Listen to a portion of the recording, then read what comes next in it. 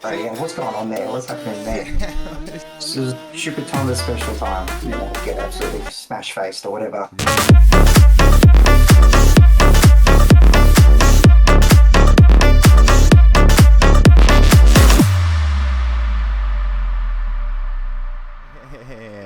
Yeah, welcome to the pod, ladies and gentlemen. Here we go. All right. Welcome. How we doing, everyone? Well, it is. G'day, It's good how to be we doing? fucking back. Mighty fine. Ladies and gentlemen, we are sitting here with none other than Ryan Leeson himself, a Loosey Goose captain, as they call him. Fucking, how you doing, I brother? don't think everyone calls me that. Yeah. How you doing? It's good to have you on, brother. It's a pleasure to be here. It's flattering people.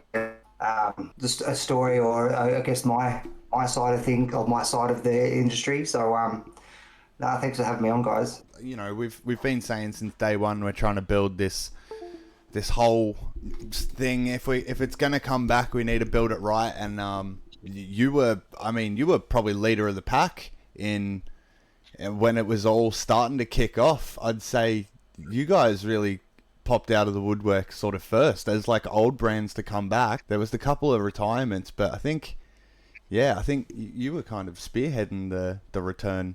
I wouldn't say we were spearheading. I think it was definitely like that Nathan James and Pilots Lounge.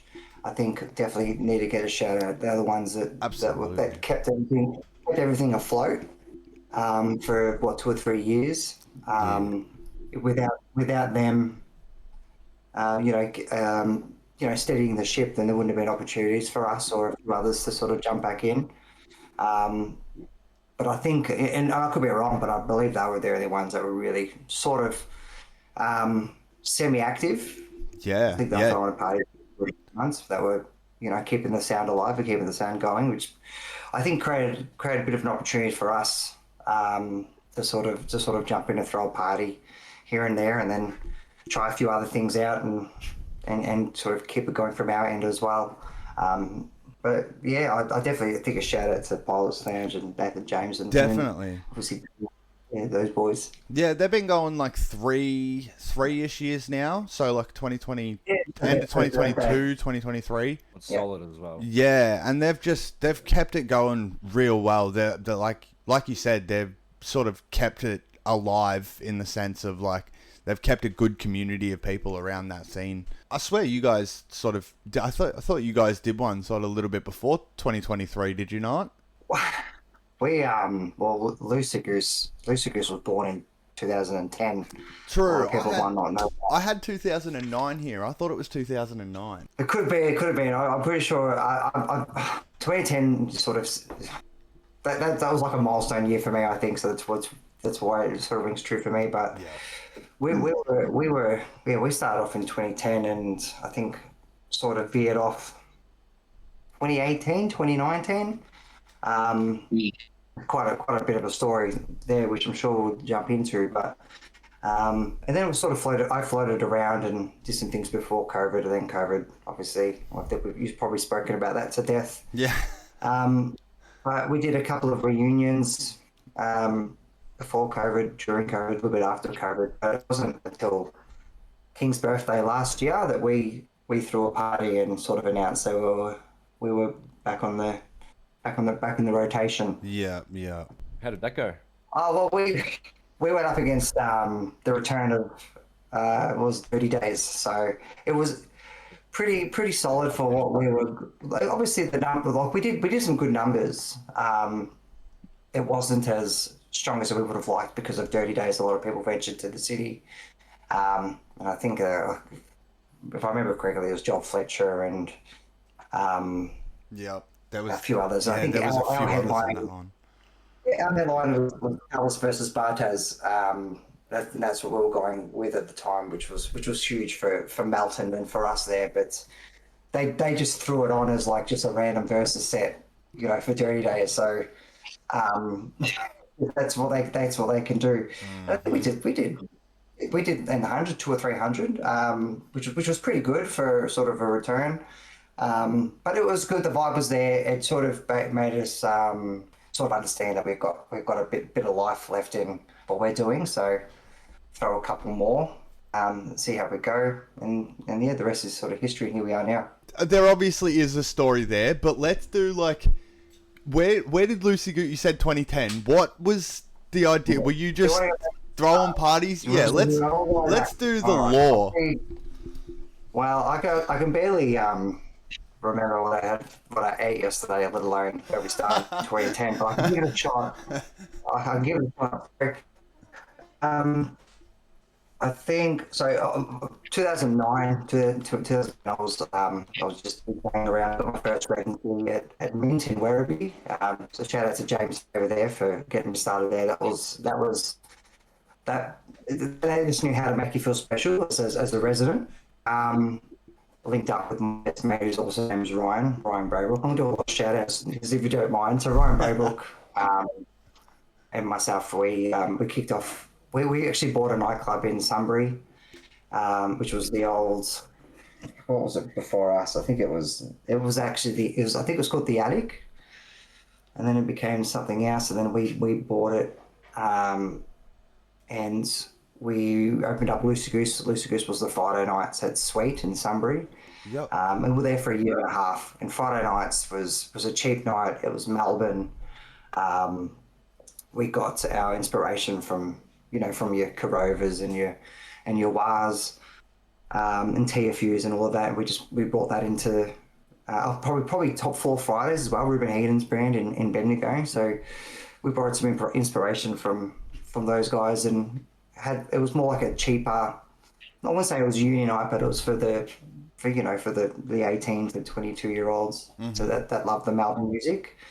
And our first residence was Zoolander, T. White, Rich Morgan, Harley Gatt. I don't know if you guys remember Harley Gatt, but we would throw big parties once a month. And at that time it was like Stevie Mink one week and 1 month and Holly J the next. Back when you could get away with things like that and just putting on your residence and doing your bigger nights with your one headliner DJ. Yeah. And so we were there for about a year and a half until, I guess the story goes, in about 2012, some really hard drugs that went through all of the sort of country towns or the rural towns. No one was drinking anymore, so we were sort of forced to close up shop. Yeah. And that time so the nightclub itself closed, but we sort of kept Loosey Goose going. My partner Ryan at the time sort of moved on from the nightclub scene, and I took Loosey Goose into Melton at Pure there, and we were there for a good 6 years after that. So we started doing once a month parties, and then we were sort of brought in to do Saturdays there. We called them Simon Says Saturdays, and that was there for about 2 or 3 years. And that's where we sort of just blew up at the time. That was 2012 to 2015, 2016. And that's where Melbourne was, sort of blowing up. It was the right time, right place for us. We were 500 or 600 people every Saturday. It was crazy. It was nuts. Like a lot of people, probably got ahead of ourselves. Probably enjoyed the party a bit too much. Yeah. But those were the times that you sort of remember, and they were core memory times. Yeah. And when we moved to Melton, I was sort of linked up. I brought in Matt Walker. I don't know. He said he might drop in, so shout out to him if he's there as well. Sure. So Matty Walker and I were running Loosey Goose in Melton, and he had a very big part on keeping that going. While I sort of took a step back at that time and sort of focused on my and work and things like that. Yeah. But yeah, that's where we were for a fair bit of time before we closed up shop in about 2017, 2018. But that was Loosey Goose. That was Loosey Goose. I said to you before, Aaron, I'm just going to keep going. I'm just going to keep rambling No, that's what we want, bro. Aussie was. Yeah. That's how Aussie. It would have been back in those days when you were running Pure and Mountain. Like that vibe and that scene back then. That was kind of that's iconically like peak Melbourne. What was the scene like? Like we've spoken about it so much. Peak scene in the CBD. What was it like out in Melton? Well, it's funny though. I guess the CBD is new to me. Like obviously what we're doing now with Loosey Goose and coming into the city or Paran, That's very new to me because for me that was untouchable. You know, 10 or so years ago, there was no point of us even trying to get in because it was just taken over by cloud and everyone else. But the country, like Melton isn't a country town. It was like 30 minutes from the city, but those they were thriving as well. Like Ballarat, Shepparton, all of that was thriving. Everywhere was thriving. Like it was absolute madness. And you can link up with everyone. We would talk about jungle earlier. Anyone would have their nights all around, pretty much all around Victoria, and they'd all end up at jungle afterwards. It was like the who's who of the Melbourne industry. So you could link up. I think there's a photo of me and Mickey Knox having Luke Udorovich up on our shoulders doing shoeies and shit. Like it was just like anyone who's anyone would just end up at jungle. How was your night? Like your rivals. I know there was a lot of rivals back in the day in Melbourne. They would just link up at jungle and just talk it out and just have a good night. And on Monday they just go back at it against each other again and see each other on the Sunday mornings. But yeah, I guess to answer, everywhere was thriving back 2015, 2016. It was just absolute madness. You can go anywhere and it was chockers. Yeah, and it was really different time. It was all relatively the same music too. Like you could go to a set in those days. You could do a set at Cloud9 or go out to Melton or go out to like Inverloch, and the music was the same. People were all dancing to the same music. It's kind of cool. It was all very similar music. Everyone's producing their own version of it. The Melbourne Underground was everywhere. Yeah. You saw some of the best come through the Melton too, because you guys were booking like big time DJs at that time. Like you already said, you had Holly there and shit. Back in 2016, 17 would have been her fucking. That's one of her first peaks. She basically hasn't come down off that peak since. But like, who do you remember any like mind blowing nights that you had where you were just like, how the fuck did we pull this off? We had it's funny you set me up for a funny story here without even knowing. But I think it was our third party in Melton. When we first come across the Melton, as I mentioned at the end of, I think it was towards the end, 2012, because we threw our second or third party there. I can't remember. It was, I don't know if you remember, the 20th of December 2012. It's the end of the world. I don't know if you remember that, but we did an end of the world party on that night. It was a Saturday night, and it was. I've never seen anything. We had, I don't know if I can say it online, but we had about 700 people come through a 300-person venue. Allegedly. Over 7 Allegedly. We had people trying to get in through the roof. Like we had an IGA next door to us, and the people climbed up the side of the IGA trying to get into Pure through the roof. And we've never been able to match that ever. But that was like end of the world party. That was you guys going to blow your mind. That was Will Sparks versus Reese Lowe. What a set! That was like back in the day when they were just every day throwing together sets. So we had. I remember it was orchestrated. It was Will Sparks versus Reese Lowe. It was what a time to be alive. That literally that's why you did so well with it, man. Because you actually brought that city vibe to the local spots like Melton, Sunbury. Yeah, see, no one was doing that out in that way for sure.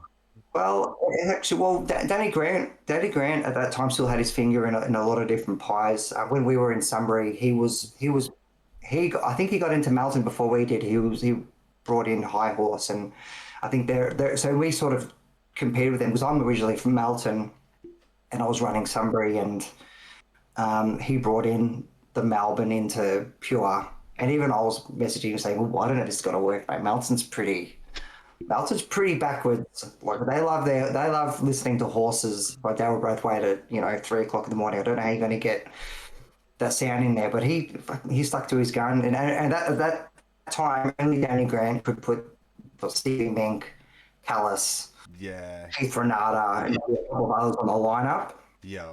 And you're like, even like back then,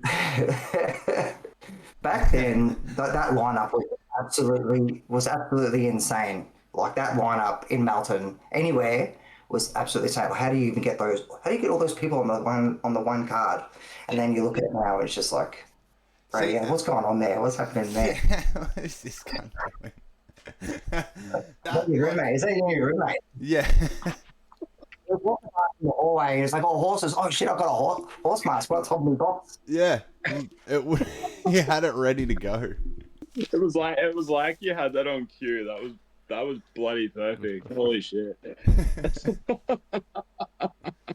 Do you remember Fucking much from that era, Jimmy Ozzy? choke your hoe. What's that?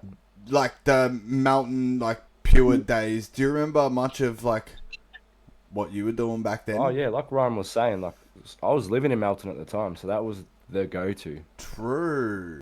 Yeah, like it was really I'm saying he insane. pretty much brought that city vibe to Melton. Like you'd walk in a Well, queue, I'd feel like you're in the city. towns like that we're very lucky that like actually I think in the north it was a bit different. I don't think in Craigieburn or Epping there was really much, but towns like that were very lucky and they only had the one nightclub there. You know, I think Melton at the time probably had tens of thousands of people that were living there that wanted to go out, and the drinking culture was alive and well, and the drinks were cheap. That like back then too. It was like you said. Everywhere was playing music. It was sort of back in those days. Everywhere was basically full all the time because the going out culture was massive. But did you see like a significant drop in that when everything's like you said you closed in like 17, 18? Was it just the music and the people started to change, or was there like a significant factor to it? Oh, look, I've got opinions, but That's why we're here. there's probably a lot of them I'll keep to myself, but I'm happy to share it with you offline. But for me, I think it's you can sort of read between the lines. But for me, around the 2017, 2018 period, that's when your agencies really blew up, and it was really hard to book artists without paying through the roof, especially for those towns that were 30, 40 minutes away, and you couldn't afford it. Like back before those days, promoters could actually make some money. When the agencies sort of really ramped up and were charging what was really difficult to sort of pay, and then those agencies as well would sort of, I guess, own a bit of monopoly on some nightclubs in the city as well. So it was really hard to pull the DJs that anyone really wanted to see out into your club. So we were really relying on promoter DJs at that time. Well, not so much promoter DJs, but the local headlining DJs that you could put on. I guess at that time, the amount of DJs that were coming through sort of died off as well. So you couldn't really bring in the next sort of young blood.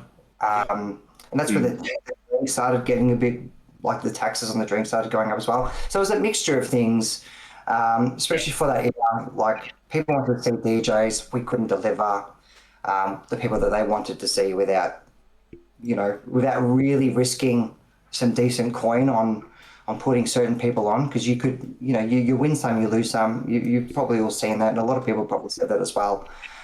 You win some, you get lucky by putting on a DJ that costs a few $100s, and you fill the whole room, and you're actually making some money that you can put into some other parties. But in a couple of months' time, you could put on someone who costs thousands and only get a couple of hundred people through the door. You've just lost on that. So it's really hard to sort of stay within what's relevant and put on the right people at the right time. And that risk was just getting too great. So we sort of moved into running some semi-regular events before we sort of closed up shop and did our own sort of thing. But it was just getting very difficult to run consistent parties and try and reduce the risk level of losing any money. Because at the end of the day, a lot of the people, look, money is obviously what keeps us going. At that time, you're not really doing it for the money. The money's great. It keeps you going. It's obviously you need that to survive, but at that point in time, you're doing it for the love of it. You're doing it for the fun. You're doing it for the love of the industry. And if you're not able to survive off it, then it's hardly you're hardly able to do it either. Well, that'll affect your personal life too. Like you said, you've got a family. Especially your relationships when, you need to survive, don't you?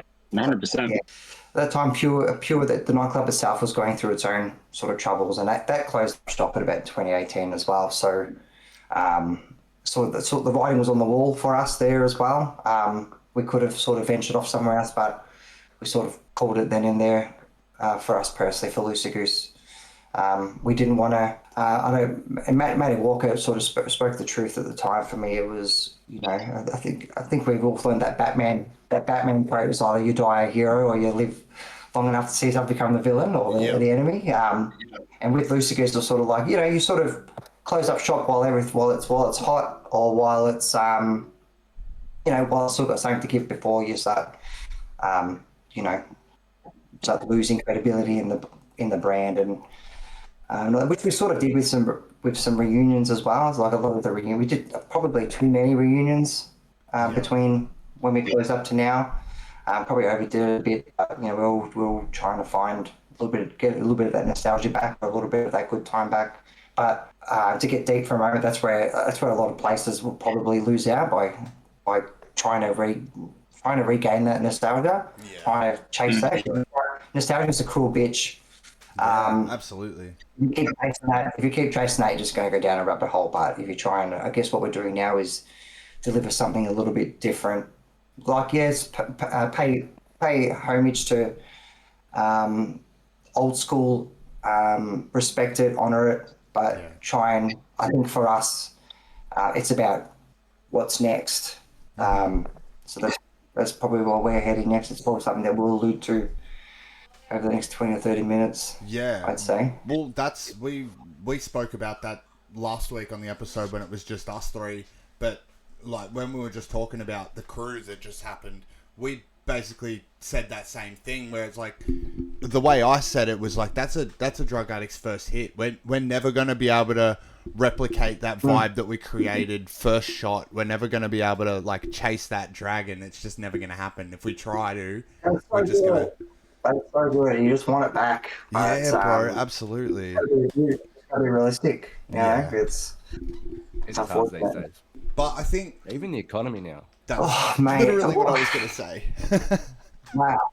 Well, so I guess so when we were coming back into it, last year, and there was quite a few people that were sort of not spruiking, but just sort of being realistic on the culture, the way it is, the economy, the way it is, and I guess I had to see it for myself. So you obviously you saw a lot from us between June and December last year, because I guess for me, I wanted to push what we had hard. I wanted to learn as much as possible about the culture, and like I said, the city was new to us as well. It was new to me, so I wanted to learn as much about that as possible as well.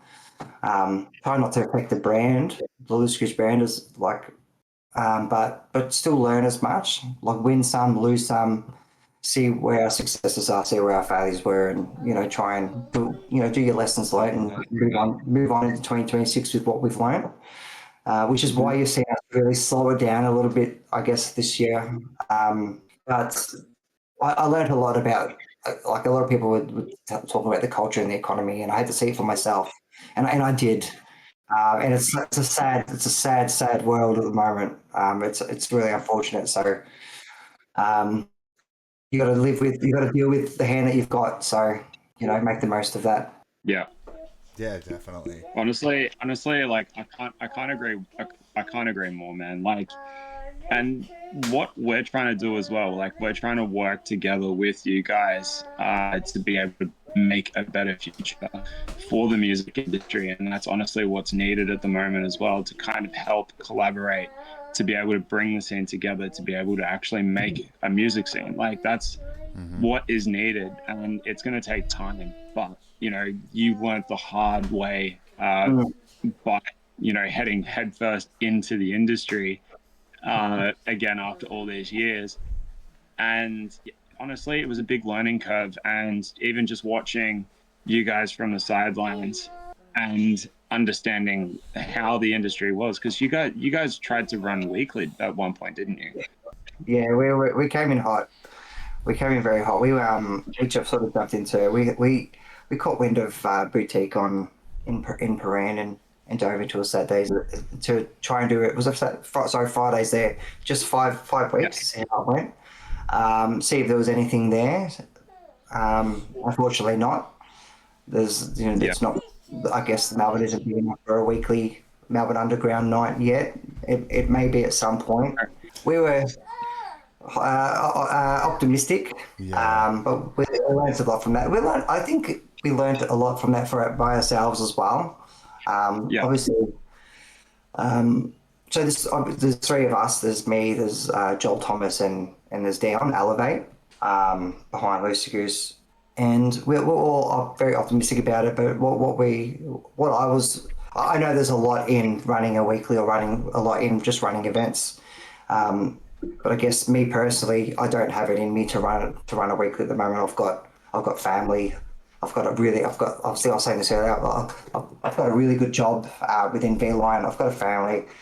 I've got no business getting back involved in this nightclub scene. But for me, I'm missing that creative output. I'm missing what I was doing for a couple of decades.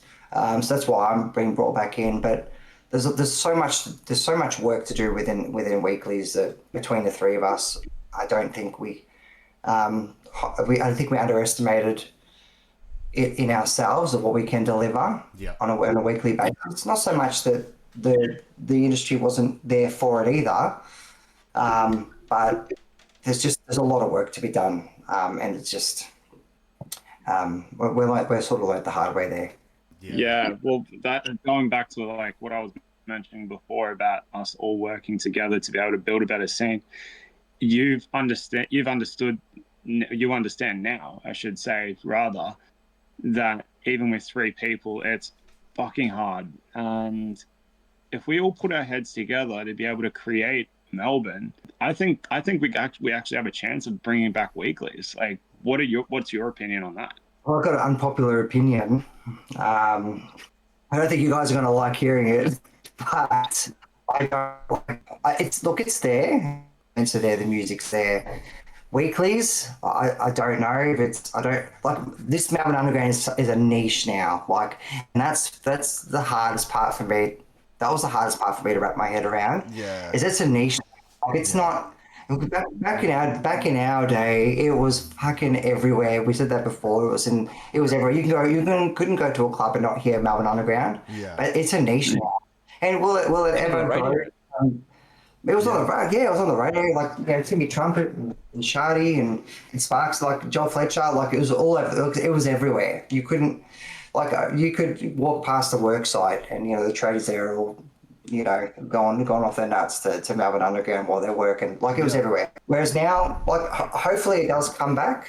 Happy to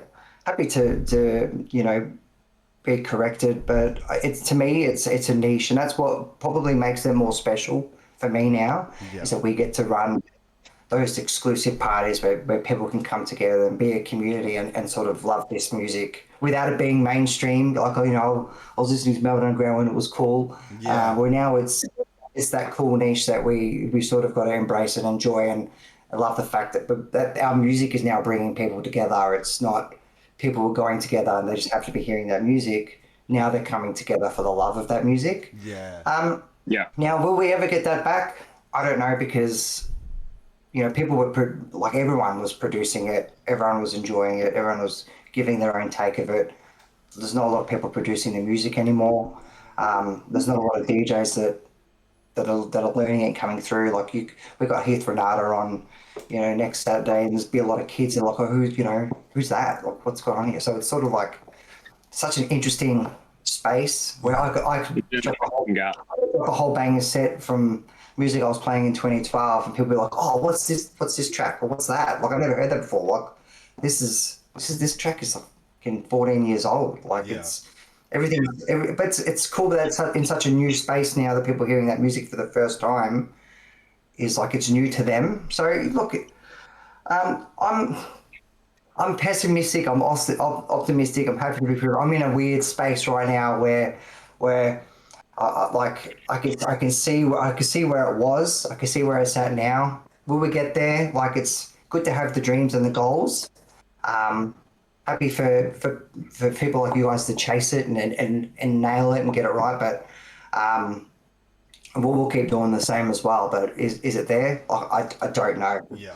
I don't know. I'd love it to be, but I just don't know. One of the things we've been really adamant on focusing on with our version of a resurgence, we've always, it's sort of well documented throughout our scene, throughout history, that the clubs always had a very standoffish vibe towards both each other and the DJs, the scene in general. It was very much, if you played at one place, I'm not going to name names, but if you DJ'd at one establishment, you couldn't play at the other, and if you played for this promoter, you couldn't play for another, and there was a lot of gatekeeping, a lot of toxic behaviour. So when we came back... Yeah, absolutely. Well, when we came back, we said people like Pilot's Lounge, who were working their ass off, people like Loosey Goose, who are showing that they want a community again. These are the people we need to work with, not against, and that's what's going to build it the best. And that's the only reason that we've even jumped on a podcast, is because we just see a hole in the scene where people could be talking about this shit, hyping each other up, like supporting each other instead of that turmoil that Melbourne's known for. Teams never had that, No. So, and I'm all about that as well. Like, I want to work in with people. I want to. It's a community, right? That's why I'm back in this, because I miss the community. I missed the ability to be able to bring people together. And that's why we're here as well. The Melbourne scene never had this. I'm not saying they didn't have the podcast, but they never had people wanting to work together and build something. Yeah. Which is why it's so special now. And at some point, if this does take off, then we're going to be against each other, and that's a good problem to have. Yeah. That means what we're doing is working. Yeah, absolutely. For it to be there, but because it all comes down to money, and it's a business. And if we're against each other, we're competing, then that means what we've done is it's a good, like I said, it's a good problem to have. And it's friendly competition nowadays. It's friendly competition, because that's what's so special about it. Yeah. So long as it's always friendly competition and we're all working together for the greater good, for the love of the music that we love, then we're going to be successful. Yeah. But there's always forcing people to do what they want. You can force people to be better. Yeah. Yeah, that's exactly right. So gatekeeping DJs. Like, imagine how many DJs were held back in the day because they were only allowed to play at a certain club. Yeah, so we never had that problem out in the country. We never had that problem out in the country, So, actually, there was probably this one period where Max, which was a hotel just around the corner from Pure, they gave their own Saturdays a shot, and they signed. I don't know how it worked, but they contracted or whatever. Certain DJs, and we couldn't book them on. I don't remember who they were now, but I think Holly was one of them, maybe. And that was like Max. Max, and that was like Max was a club for about maybe half a year, which was great for us because their liquor license ended at about 2 or 3 o'clock, and we were on till 5, so they fed us in the end. But so when that was that period in time was hot for Melton. Like we were busy, they were busy. They gave us like a bit of a recovery churn, but we couldn't book people. I think it was Holly. I think Holly was one of them. I'm gonna have to give her a call after this and see if she was. I can't really remember, but that was one period in time where we couldn't book certain DJs because the Max had them on. Yeah, and see, that's what I mean. We've been very vocal in the point that if we're just getting these DJs in and booking these artists, please use them too. We're trying to. The only reason we're putting artists on is because they're back in the scene and they want the sets. So straight jump on the phone to hungry. You. Yeah, bro. Yeah, exactly. Yeah, that's it. Listen, look, that's why the politics. I never really understood. But obviously, you look at I guess the brands or the promotions that are still running today. like your Levels and Lucky and who are very big on that political side of things. But they're the ones that are still staying today. So obviously, what they did worked. They were very business minded they still are very business minded when it comes to keeping the political gatekeeping, whatever. But for the promoters or the DJs that were in it for the love of it, and that they were getting paid in loyalty and love. Obviously, it doesn't pay the bills, but we're the ones that sort of paid the price in our brand sort of fizzling down or dissolving and sort of dying at that point in time. So it's a double-edged sword. You want the loyalty and the love for the industry, but it comes at a price, and that price isn't money. Yeah, no, and that's that. You already sort of touched on it. The money side of things really played a massive point, like towards the end of the scene when, like you said, everyone started getting on an agency, or it was the hot thing to be a signed artist. So all of a sudden, you went from just your normal $200 to your manager needing that too. Then you have to have a rider for them. Then they have to have, like, you got to pay their hotel if they're traveling. And that was definitely very difficult. So for me, the writing was on the wall before COVID. A lot of people say that COVID killed Melbourne, but for me, I wouldn't say that look. Obviously, COVID put a nail in the coffin, but I feel like the nightclub and the Melbourne underground environment, the Melbourne sound environment, had already shifted and was already getting used and abused. I think. Yep. Yeah, we touched on that a lot too. The influence of the European like techno stuff, that everyone started experimenting because they basically had enough of Melbourne music to a point where they were like adding elements of techno, and then we got this like melodic minimal where it was just techno breakdowns with minimal drops, and everyone started to just add that little flair that just killed Melbourne sound, or like the sound that we had that was getting so big. It evolved in a lot of different ways. So it was on its way. It was on its way. It was venturing into different weird genres. Because like you sort of, I guess people got over it, and that's what people sort of got over it. Now they want, like, there's a lot of people that sort of want it back, or they want to relive those days back and get those tunes back. And then you get your Dwayne Bartolos, who's still sort of producing it in his own way, but it's still got that Melbourne sound tone to it, and it's still there. Like, it's still there, which makes it very interesting. Dwayne's the one that I'm waiting for. If we get a new Simpsons remix, then Melbourne sounds back. That's gonna be that's my determining factor. If we start getting meme remixes out of Dwayne, then we can officially say that it's back, because that's what the scene's missing. Yeah. It's missing some of that dumb shit minimal that he was making, because that's... He's still playing every now and then, isn't he? Yeah. Yeah, he does. He's been playing for years. Like even after COVID, like he was loving it. He was loving it. We need people to spam him, because I've already asked him to jump on the pod, and he said it's not really his thing. But I think if we can get enough comments, of people begging him to jump on, then he can't say no. But that's another one. See, like, who are you? Like, all right, now you've Loosey Goose. Now that it's in this comeback that we're in, you guys are doing fucking amazing things with the scene. You guys have just launched the Circus Rooftop takeover that you're doing. I know you've booked a couple artists and blah blah blah blah blah, but just on a personal level, going off that nostalgia feeling, who do you want back in the regular loop? Who are you keen to see out there? Who am I back? If I had it my way, or who am I interested in seeing more of? No. Yeah, both. Go both.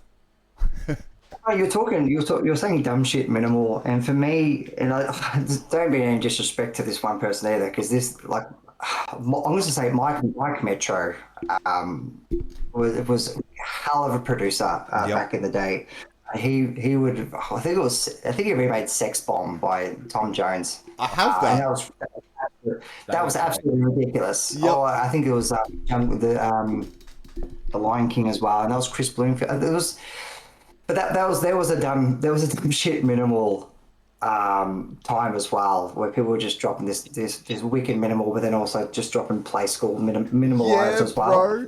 So but Mike Metro for me was unbelievable. Heath Renata was, I think it's very obvious to me that I would like kiss the ground that Heath Renata walked on. Yeah. So he's like without plugging the Circus Rooftop next Saturday with Heath Renata headlining it. For me, he was one of the all-time greats. Probably going to see him at the Bowl next January with under Danny Grant's umbrella. If we see Mike Metro there as well, great. Stevie Mink, like they're the ones that I would love to see again, but I don't know if they've got it.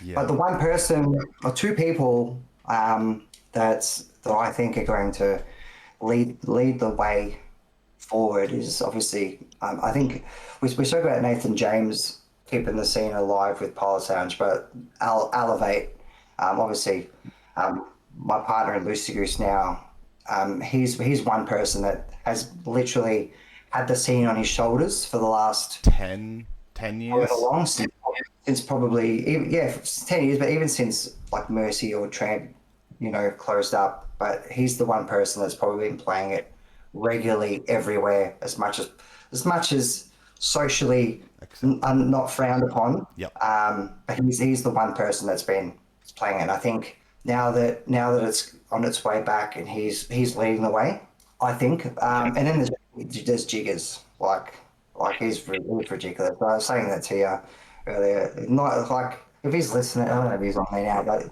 He'll see the greatest clips. greatest bloke. Love him. He is he's special. He's something else.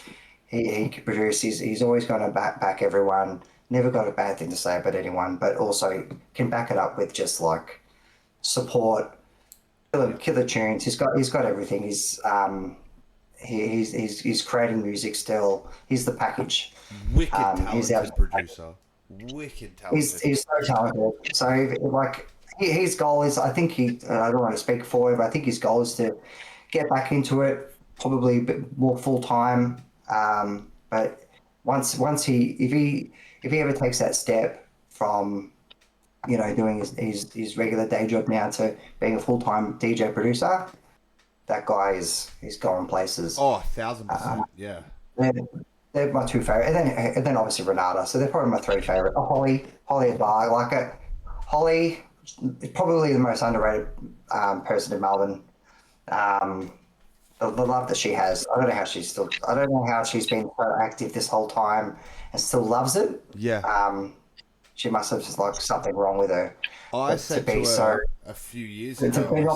It's a tragedy she's not playing fucking EDC and all the she should.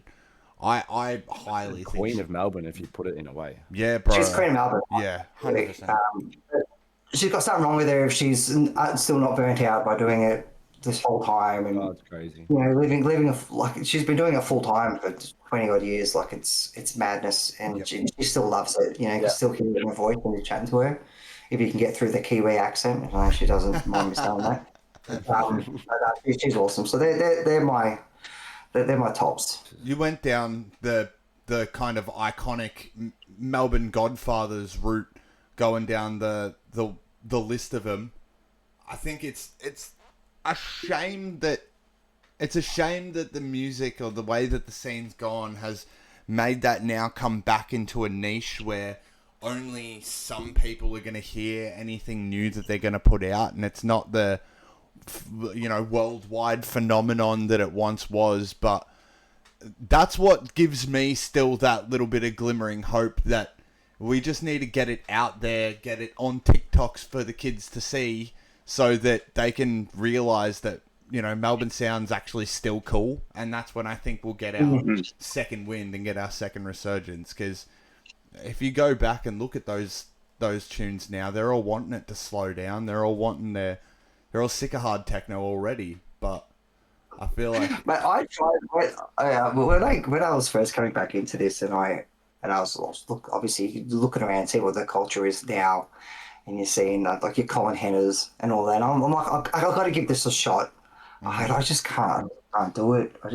And that's where you're sort of like, fuck, am I old? Yeah. Yeah, well, yeah, I am. But I love, like, obviously we all love music. And to me, I just cannot get in. I've tried. Yeah. I just can't get into it. And I you know what all these kids are listening to these days, and I'm shouting at the clouds. Like I just can't do it. So I always turn back to this sort of stuff. But this is where nostalgia gets you, right? This is where it's a bitch, because you're like, it's great, and you want to try and force it down people's throat. But if they're not ready to hear it, then sort of it is what it is. And that's where I'm in this weird space now, where it sort of is what it is. If this is the way the scene is now, then enjoy it where it is now. If it blows up to something more beautiful that we know it can be, then enjoy it then as well. Yeah. But for this, where you get really deep again. Live in the present time. Deal with what you've currently got. For us, what we've learned is we're going for that real intimate, those real intimate venues. Like your circus rooftops. We'll dive back into Ringwood again. We're going to lock some dates in this year, and we'll dive back to Ringwood. Those really small venues that have that real community vibe, that real intimate crowd where everyone knows each other. That's what we're going for this year, and that's where the scene currently is, and that's what we're going to encapsulate in our parties. yeah. So that's our vibe. Just enjoy it for the present moment. It's a niche. Not everyone gets it. Not everyone knows it. So enjoy it. Enjoy it in its current form. Yeah, there you go. This generation now actually discovers it. Yeah. Oh, they were. Well, yeah, because I've got a nephew.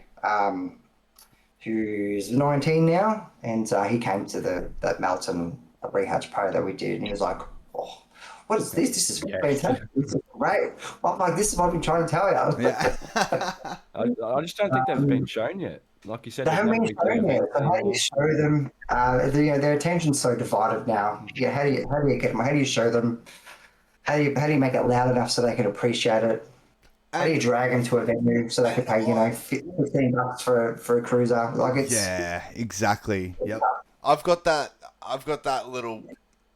My unpopular opinion is that I think some of those, the way that some of the kids are being exposed to it too. I think Danny Grant's new song, that he made with Orc. I think it's a great tune for people like me who listen to that. What he's saying. If you lived it, you know. If you haven't, you never fucking will. People who actually lived it, that song means something. But the comments that I saw from 19, 20-year-olds were like, that was cringe, that was shit. Why are they doing it? There was some of them that just got exposed to it. I feel like it's a different vibe. They don't have that. Yeah. They don't have. I think it was Dion that sort of well, two stories here where they don't have that culture. They don't have that community culture, so they don't get it. They didn't grow up with it.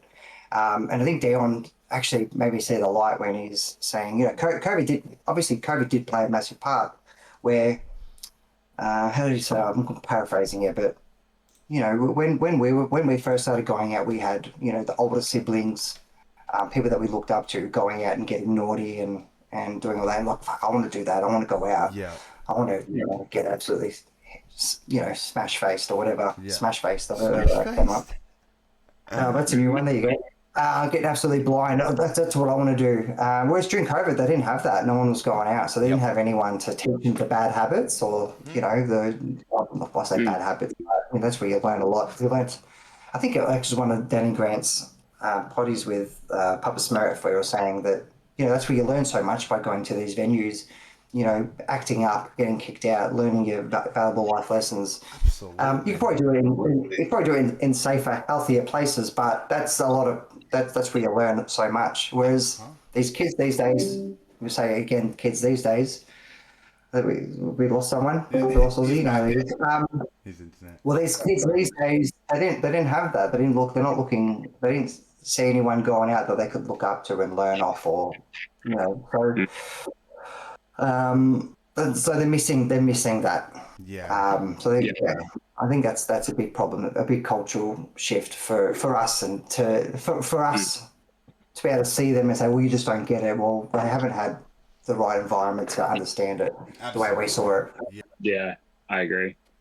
The ones that seem to be doing the best now are like the celebrities turn DJs or influencers turn DJs, the TikTok comedian that also knows how to play a show. All of a sudden they're playing Red Rock for 30,000 people. It's like, yeah, well, now I'm, the people out there that are grinding. It's like, well, I'm looking at these artists who are putting in time and effort, and all it takes is a couple of mil followers on TikTok. You know what I mean? But see, I'm a half glass full, half glass empty kind of guy, right? And you see stuff like that, and you get frustrated. Don't get me wrong, but gee, that's good for people that want to. Oh, what are they? They're DJing. Fuck, how do you do that? Oh, I'll buy some decks or whatever. Or find someone that's going to teach them. So it's shit to see it. You get envious and jealous or whatever, or you're just like, fuck those guys. But geez, it's good for 17, 18-year-olds that you need to start playing music in this environment. You need this environment, this culture to come back. So well, I will preface by saying like there is some talented ones that push through the crowd. There has been people like Annie. She just came back to Australia and did a back-to-back with Joven. They're like that hard techno style, but she was just posting her transitions on TikTok. She was just posting tracks of her playing other people's music, and now she's killing it. Now she's one of the most booked in the world. She's traveling everywhere, playing every weekend, biggest stages. Like there is some that do it for the right reasons, but I think COVID, bro, everyone had 2 years locked inside to do nothing. I'm gonna buy a $300 pair of decks and just sit in my room and just learn. Everyone did it, bro. Everyone did it. Mm-hmm. Yeah, absolutely. All right, so now now we're all back. You got Circus this Saturday. What's like? Obviously, just a community party, just a vibe going. What can you say or let us know about the night that we've got planned? Like, so next Saturday, the 18th. So Circus, 4 p.m. 10 p.m. What can I say? Like, what you can expect is like we always go for vibe and community and culture. Like if you've gone to a Loosey Goose event, it's just next level loose. So that's what you can expect, and we want a lot. Like we're doing really well ticket sales. We're gonna sell it out, and it's all the people that we want in there as well, which is great. With probably some new blood, which is good. There's some. Like I have a really hard time selling my own stuff, but like the way we sort of booked it is we want the right people for the right sort of set times. So we got myself and Lockie playing earlier. You're gonna have Heath Renata playing just a good old fashioned Heath Renata set, and then we're closing up shop with Chavlos and Nunny. Closing up anything that only they can. Yeah. We've obviously Dion and in-laws and Joel Thomas in there as well. In-laws absolutely loving what they're doing, so I'm keen to get them on for an hour so they can just play their own shit. So shout out to Jado and Bernard. There's like really looking forward to their set. I will say that we're in the middle of locking in an after party as well, just around the corner or just down the road. So you can look out for a bit of an announcement there as well. So next Saturday, I think it's going to be really special to us. It's going to be, we haven't run a party from that point in 5 months. So we actually went back to the drawing board and constructed this sort of plan for the 2026-2027 of what we want to achieve and what our goals are and what have we learned and what do we want to do. So this is the start again for us. Which we're very, very excited about. So, there's going to be a lot of loose units, like just soaking it in, day party in the city. Like it's something that's new to us as well. That we're just experimenting a little, I guess, but also we know what our identity is, and we know what we want to do. So we're excited to show everyone sort of that as well. Yeah, that's awesome. Okay. And then we can say that Friday, May 15th, I think I've gotten the day right there, that we're going to Werribee, doing a bit of a joint party with Studio 185 there.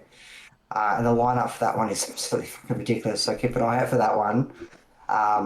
Now for me, that one's very special to me, because that building is where I first started DJing in 2008, 2009. Yep. So that's gone back like nearly 20 years. My first residency. Is that at the old Mint building? Yeah, it's the old Mint. It's the old Mint. So Bubby owns it now, and working with him on putting a night together. That's a full-on nostalgia, probably 2016, 2017 vibe night, and that's going to be hectic as well. So that probably gets released sooner rather than later. Yeah. And then for us, it's really enjoying these public holidays that your WARs and your TFUs, your 30 days are all going to put on, and we'll jump in the middle and hold our intimate parties, and just embrace this scene as one, with you guys as well, and pilots. That's pretty much what's next for us. What you can expect for this day party is, I guess, it's sort of unexpectedly expected. To paraphrase, what Nani used to do with expect the unexpected. For us, it's unexpected, expected. Just see what happens. See how the day goes. Yeah, absolutely. I love that. We kind of say it was like roll with the punches. Like, deal with the hand that you get. Like, it's at the end of the day, like we're all pushing for the exact same reason. We're just pushing because we love the music, we love the people, we love the community, and if it doesn't work out the way that it does and how we want it, so be it. Just enjoy it in the moment. Like, that's us. Yeah. That's what we do. That's it, my man. That's it. No, I think the way that the general public has received Loosey Goose over the years, and the brand that it's built, everyone knows that it's for the right reasons, you know what I mean? The parties are there for the community and for the vibe, rather than just another person throwing an old school event, you know what I mean?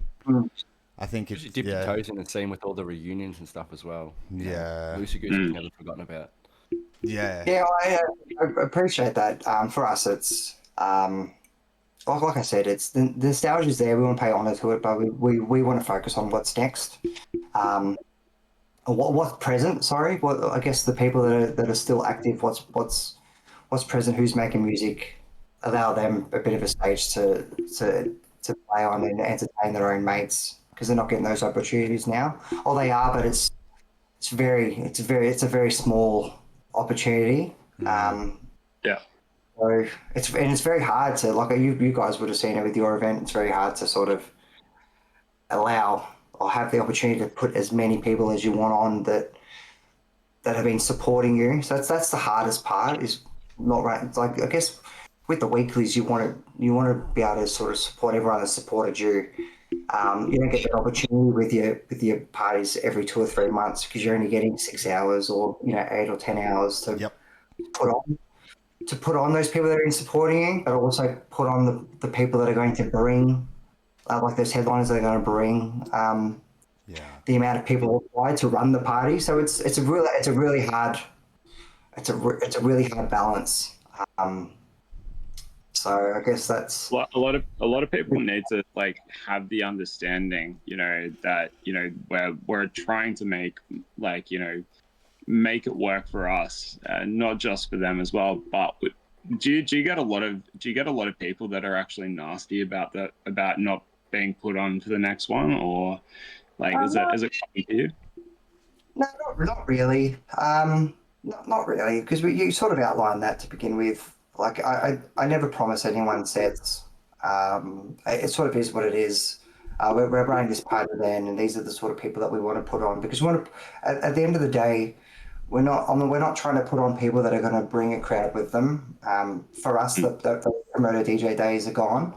It's about putting the right DJs on for the right sets. So the people that are there can enjoy themselves the most. It's curating. Yeah. So even though it sucks that you can't put on those people that are showing you support, I guess that's why we're looking at this after party as well, because then that's the opportunity to be able to do that.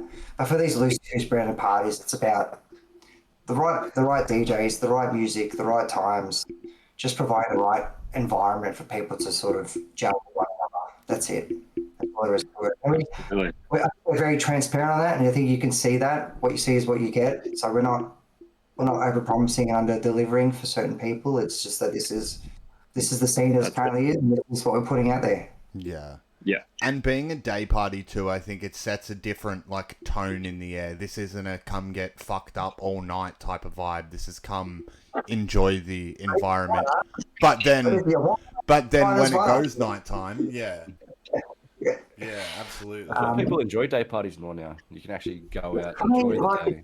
So I just did not understand day parties. You know, I think it was the Mischief Makers boys did a day party at Corova. I was just like, for me, I just can't get my head around like, who wants to do that? And they did really well too, by the way. Like they filled the joint. But now I'm like, oh fuck, day parties, man. How good is this? Like this is nuts. Get to go out and you know socialize and out for most of the day, and then you're home at a reasonable time too. Like it's madness. I get it now that I'm you know of age, but I'm all for day parties. How do you feel about the fucking cafe raves and shit? Is that too far? You know, each to their own. You know, each to their own. Each to their own. Like you see the toddler raves and all that as well, and you're just like, wow, you know what? If there's a market for it and people are enjoying themselves, who are we to say this is wrong? My bad. I went to it. I went to Lenny Pierce when he came to Melbourne. Took my son. My son loves it. Why Yeah. wouldn't you go? Yeah. It's actually really cool. Like, yeah. I know, it looks so good. Yeah. But, it was actually super cool. It's all positive, you know. It's all getting people together, and that's what we're all about. So, you know, love it. Yeah. Absolutely love it. Give us more of it. Yeah, another one's boat parties, bro. I even forgot about that. But even like all that shit, that's starting to slowly come back. Eat the Beat just did one that was really fun. I saw a few videos of that joint, but like even that sort of stuff starting to come back.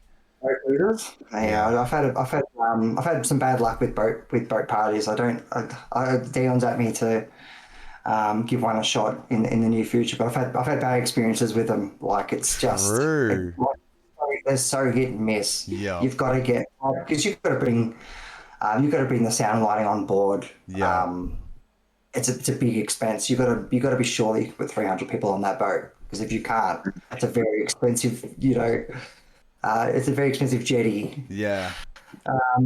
Very expensive holiday. Yeah.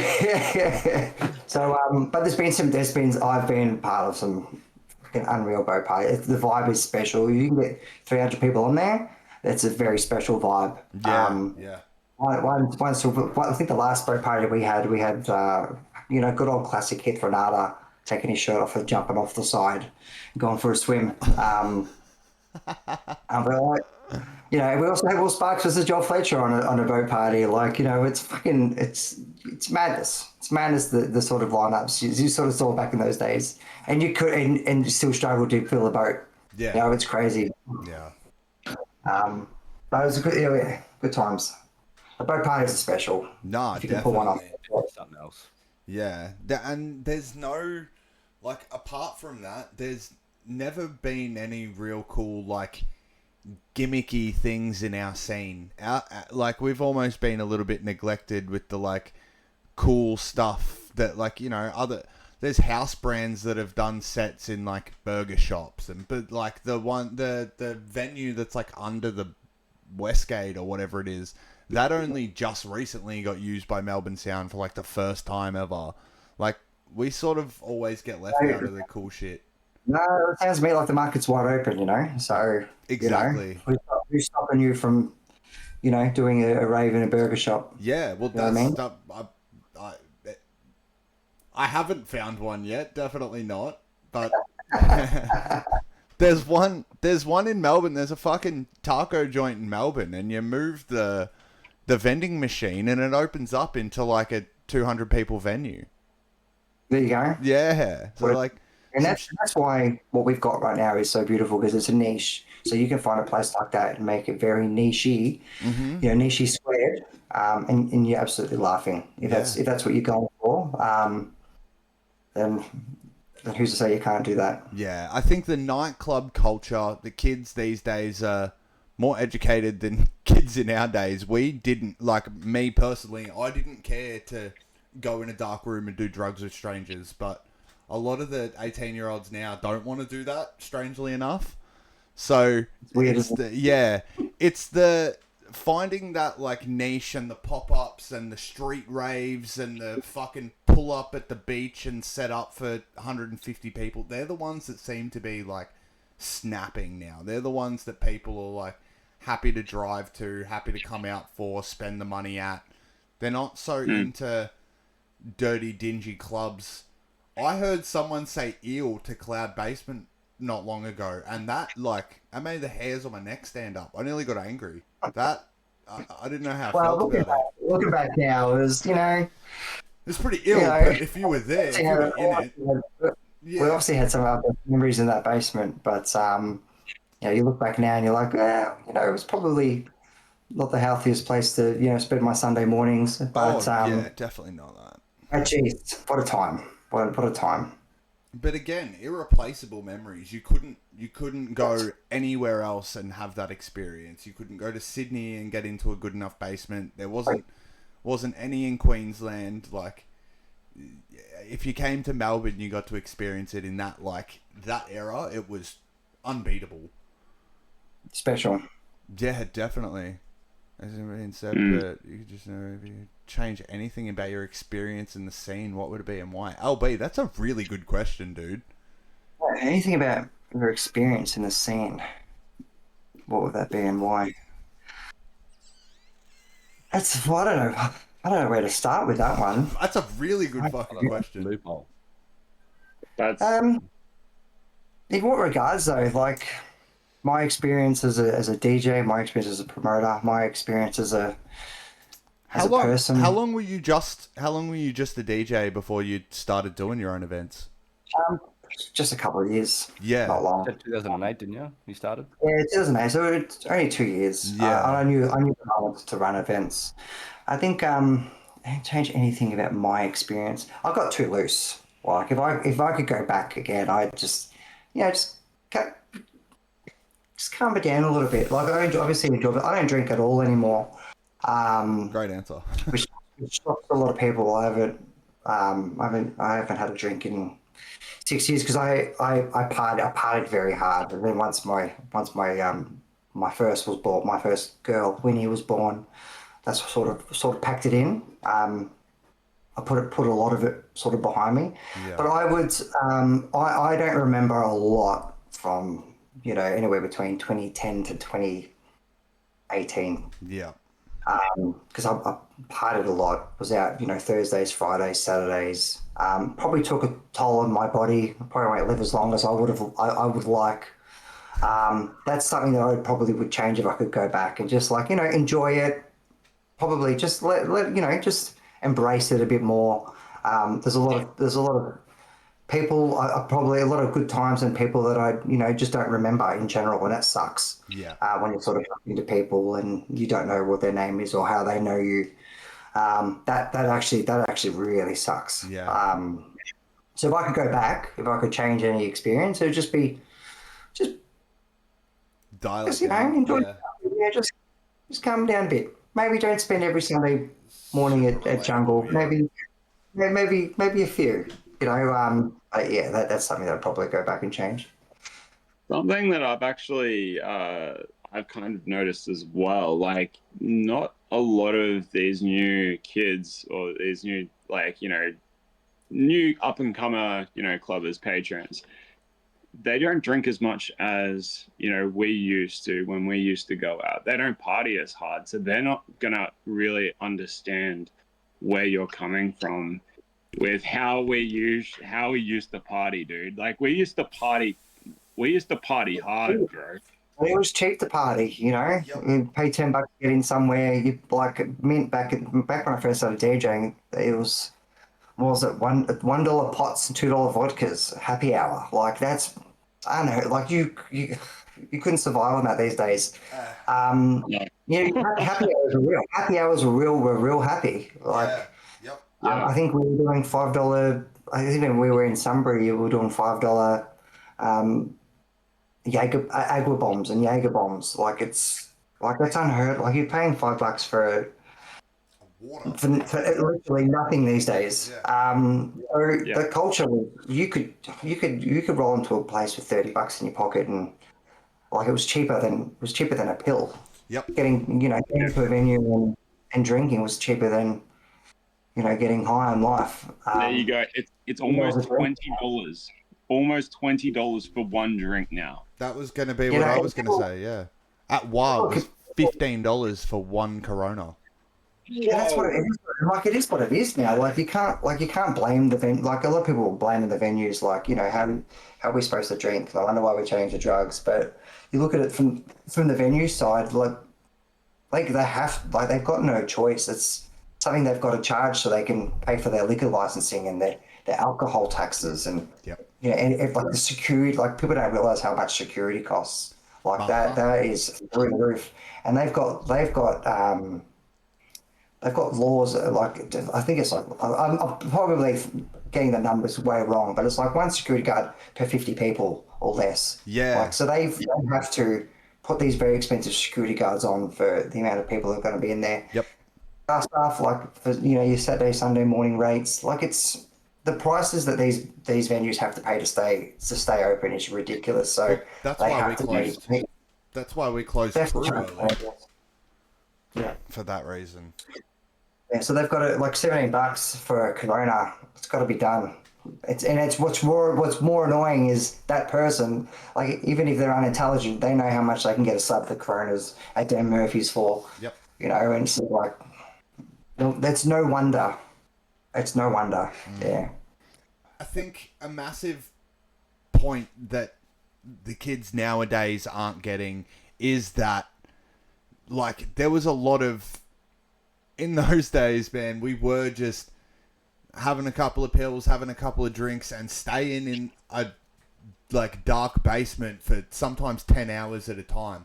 Like you were on fight or flight when you left that building, and the people you interacted with, the people you went back for kick-ons with, all that sort of stuff. Like it's a whole different. It's almost a different clubbing experience in general. Nowadays most 20-year-olds are going back to their own bed by 2-3 o'clock in the morning and going to sleep. That's fine, but that's like what can you do with the culture the way it is? Exactly. And that's what we're sort of that's the lesson that we've taken away, and that's what we're going to focus on is okay, this is the way the culture is. How can we use it to our advantage, or how can we soak up what's left and just enjoy work with the environment the way it is? And they're the sort of parties that you're going to see from us. For a city that relied so heavily on that recovery culture, though, to lose those people that were coming for the recovery, to lose all of that patrons. I can't imagine talking to an 18-year-old and talking about recoveries. I'm like, why? They just would not comprehend. Like, why even? Yeah. Why even go? Like, I don't know why. It was just fun. One of our clips at the moment, I think it's on Instagram, maybe. I can't remember. But one of the comments that we've gotten on one of our clips was like, were clubs in Melbourne really open from 10:30 in the morning? I was like, what do you mean, were they? They, go out. They didn't close. Yeah, bro. They didn't even close. They were still open. They usually, I think, some of the times they just stay open, yeah. To bring it back, Kieran, it's stupid. Stupid but special. It's a stupid time but special time. Why did we even do it? Don't know. It was fun. It was stupid but special. Stupid but special, okay. Very much so. Very much so. Nah, dude. Alright, well, look, we have hit the hour mark. As always, we go way over schedule. You're right. Hey, yeah. You're right. Yeah. I don't know how I'm going to talk for an hour. There's no way. My wife would probably agree that I could talk for an hour, but Here we are, 20 minutes. Good on you. It's pretty. We've said it with every guest, but it's pretty easy because the four of us, because we love this. Like, it's genuinely a passion. We're not doing this for the clicks. We're not doing it for the likes. Genuinely, just enjoy the music to a point where it's bringing all of us together. Like, even Zach and stuff like that. I've never spoken to him in my life. They were just idols to me. You know what I mean? And then to sit down and have an hour pod.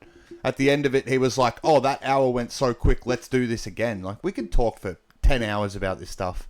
You know what I mean? Yep. So, I'm definitely down for a part 2. No worries. Yeah, I just want absolutely. to, you guys. I love what you guys are doing. Like, Discord and Twitch and all of that. And that's when using the tools to your advantage now. Having a look at what you've currently got. How can you give back? How can you create a community? And what you guys are latching onto here is awesome. Like, I really hope people can get in. Like, I don't think Discord and might be showing my age, but Discord and Twitch and all that aren't as big in my mindset as maybe as a lot of the kids are. But if this is a forum that people are going to get involved in and get on board with, then power to you. I think it's a great forum. No, I love the podcast. Yeah, I love the community vibe behind this is unreal. So. You can see people wanting to be a part of a community, and that's what we're here for. Yeah, absolutely. Well, I think the reason we came to Discord is because it gives it that ability to create that community and have it sort of right there on paper, not at a club where we have to go see these people every week to keep up with the stories and stuff, but we've got channels in here where people can give us fan art or give us music reviews, or we can just shoot the shit and talk about absolutely anything, or share memes of Kieran picking his nose, and like, we can just do funny shit, you know what I mean? And I think that's, in our day, we had a smoker's room to go sit in, you know what I mean? And we could go out every Friday and Saturday night as well. It's now you can, but you're not going to bump into those same people every week. 1,000%. That's what we're missing as well. That's what was beautiful, is you see everyone. You talk about your week. It's a different time. So how do you use it? Yeah, absolutely. We've actually got people online most of the week, so usually when we just pop on to go on Discord or whatever, there's usually 7 to 10 people on already. Yeah. What are they doing? What are you guys doing? And it's been good that we're chatting about random shit. We're sharing food between each other. Like, it's at a point now where it is growing into that community vibe but like, now that everyone's got a place that they can come to and, like, bring each other up, and over a common love, they can share stories, share like moments together. You just, in this day and age, it's so hard to do when the clubs just aren't like accommodating to that, which is another thing why I think your day parties are going to go so well, because that's the perfect environment for people of our age to come have a drink at 4:00 in the afternoon, chat about fucking being a long day at work, then get into the party vibe. I can promote a day party. I'm not relying on others, So yeah, me and my workmates and my mates. So that's another reason as well. Yeah. I can actually get amongst, be there for 6 hours without having to go to bed early, so I can look after my little gremlins the next day. Yeah. Whereas now I can go at a reasonable time. Selfishly, this day party's for me. Yeah. Yep. Yeah, I've done a few of those selfish parties, bro. You got to do it sometimes. Yeah, one of the first big events I ever got was just Haber, and that was just because I like him. There was no other reason. Yeah, it wasn't a big venue. It was a little venue in Thornbury. I think we pulled like 40 people. Wasn't massive, but I was like, nah, bro, $200, come play for me. I want to chat. I just want to see you play. Yeah. It's completely selfishly. Yeah, he's a legend. Yeah. Here's another one. Yeah, probably. Another one, just being himself, just loving the music and just killing it. Yep. Yeah, absolutely. Nah, brother, look, like you said, we're definitely going to run this back for a part 2. Yeah, love it. I'd love to. Yeah. This is something that we can chat about forever. I mean, one more time quickly for anyone who's just popped in. This Saturday, Circus Rooftop Next if you're in Saturday. Melbourne. Next Saturday. Next Saturday. Next Saturday. Next Saturday, yeah. Circus Rooftop in Melbourne. If you're around, yeah, definitely come down Party to that. afterwards. There's an after party coming too. Afterwards. Yeah. LooseyGoose.com.au is where you can get your tickets. I'll set up maybe even tell you what, the first 10 people that put in was it 128 Club, one word, will get $10 off the tickets. First 10 people. Oh my Wow, god, really? fucking, that'll be open. That's And it's not many left to get on it sick. now. yeah. Oi, that's in. Oh wow. Yep. Yeah, definitely. All right, well, brother, it has been fucking. That's been an awesome pod, man. It's good to chat with you. We keep We keep bumping into each other around the scene, but I think, yeah, it's great to talk to you guys about, hectic 128 BPMs going in the background. You can't hear. yeah, talking into each other's ears because you can't hear anything. We're repeating ourselves over and over again because you can't hear each other. Yeah. Yeah, no, but it's good to. This is another reason why I like doing these, man. It's good to sit down with someone who's heavily in the scene and has been for the better part of the last decade strong, and getting that point of view to, there is still something in this scene. People do still want to hear it, and the event promoters all still want to put it on. So it's just good to pull back that curtain and be real for an hour or so before we pretend to be millionaire event runners again.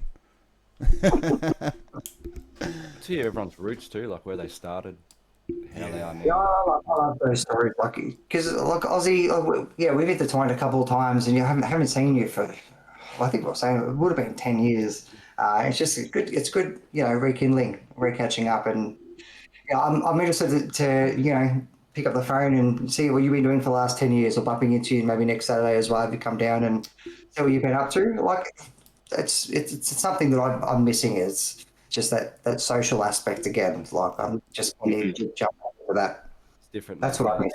Yeah, definitely, bro. It's a great way to People put need it. it. People need it these days. They need that social output. You need it to be the best human, or the best dad, or the best husband, wife that you can be. You need that social output. Yeah, absolutely. You said it best at, I can't remember if it was that like team meeting we had or if it was one of the events, but you said like the one thing that you missed when you had that break away from the scene, the one thing that you really missed was having that place to go to just talk to people, just get that like social aspect out. Yeah.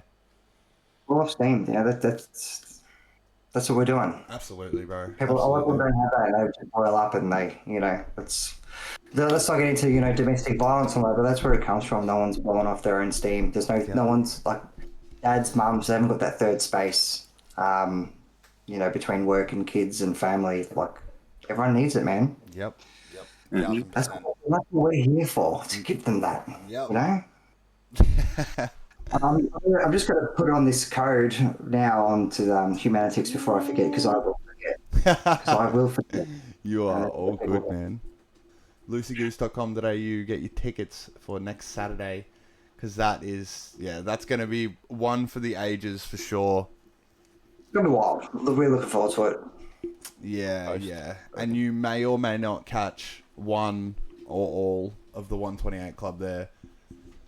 Oh, yeah. I think I'm coming with Joel, to be honest. Oh, true. You're coming with Joel? No, like, I'll meet Joel there. Yeah, true. He played at Attic a few weeks ago, and I was speaking to Joel when he was there. Yeah. Don't stop with Joel, because he'll be about 45 minutes late. To his own I love set. Joel. Nah, easy. Look, Ryan, again, brother, it's a pleasure to have you on. We could do this for another 3 hours, I'm sure, but we will. I'm going to be up at a reasonable time, guys. Yeah, I probably pushed it. Love chatting to you guys outside of the blaring lights and sound. So thanks for having me. It's been an absolute pleasure. Nah, absolutely. Time, so keep on for next weekend, and thank you everyone for sticking around. What a fucking pod. Thanks, guys. Thanks, you guys. Easy. All right. Peace out. Much love. See you. Ah.